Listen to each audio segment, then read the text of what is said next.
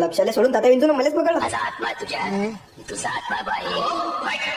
ते झालं असं की मला जायचं होतं ओपनिंगला, यासाठी सकाळी सकाळी मी पुरं कपाट उचललं आणि सोबतच आपल्या आईच्या हातच्या 4-5 शिव्या घालल्या आणि त्याच्यावर एकदम टकाटक तयारी वगैरे करून मी नांदुऱ्याला आली. आता बाहेर जायचं म्हटलं कोण ना कोणी सोबत पाहिजे, त्यासाठी मग पहिले तुम्ही चौकात आलो, आपल्या श्रावणबाई सोबत घेतलं तडून मंदिरात आलो, आपल्या मारुतीरायाचं दर्शन घेतलं आणि बाहेरून हातातच रणित महाराज फोन लावला. रणित भाऊ म्हणत रस्त्याने जाई उरालो. म्हटलं मग तोपर्यंत आपण नाश्ता करून घेऊ. बस आमचा नाश्ता करणं होत नाही तर तेवढ्यात रणित भाऊची एंट्री झाली. अरे भाऊ थांबू नका, पहिले उशीर झाला आपल्याला, चला चला. नांदुऱ्यात पोहोचल्याबरोबर आम्ही सरळ रेल्वे स्टेशन चौकात आलो आणि तिथून जरसा पुढे येऊन पोहोचलो आम्ही मोर्या मोबाईल केअर शॉपवर. अरे काय बाबा तात्या येईल तू कसं काय भटकला इकडे? एवढ्या तात्याबाई मध्ये नाद करते काय? तुम्हाला जर मोबाईल दुरुस्त करायचा असला तर आपल्या मोर्या केअरवर यायला लागतं. म्हटलं होणार बा तात्या, मी बी आपणीसाठी आलो. सगळ्यात पहिले तर निखिल दादाच्या हातातून आरती वगैरे झाली, त्याच्यात निवांत मध्ये भेटून आम्ही गप्पा मारल्या आणि सोबतच निखिल दादाच्या नवीन उद्योगासाठी दिली शुभेच्छा दिल्या. एवढ्यात निखिल दादा मला दुकान वगैरे कशी काय बनली? म्हटलं बा दुकान तर क्वालिटी बनवलं, पण एक सांगू का, खरी क्वालिटी तुमच्यात आहे. आता एवढं मोठं रिपेअरिंगचं दुकान सेपरेट टाकणं सोपं नाही आहे. भाऊला नाद केला पण वाया जाऊ दे. नांदुऱ्यात जर तुम्ही आले तर रेल्वे स्टेशनच्या पुढे तुम्हाला दुकान दिसूनच जाते. कसं आहे आपल्या मराठी माणसाचे दुकान आहे, एक नवीन उद्योजक आहे, त्याला आपणच मोठं केलं पाहिजे. जाता जाता एकदा निखिल दादाच्या पूर्ण फॅमिली सोबत फोटो काढला आणि डबल एकदा त्याच्या टीमेला दिले, भरभरून शुभेच्छा दिल्या. आपल्या तात्या यांच्या महाराजच्या गाडीवर बसून आम्ही घरी चालली. ओम भगभुगे भगनी भागोदरी भगम असे ओम भट स्वाहा.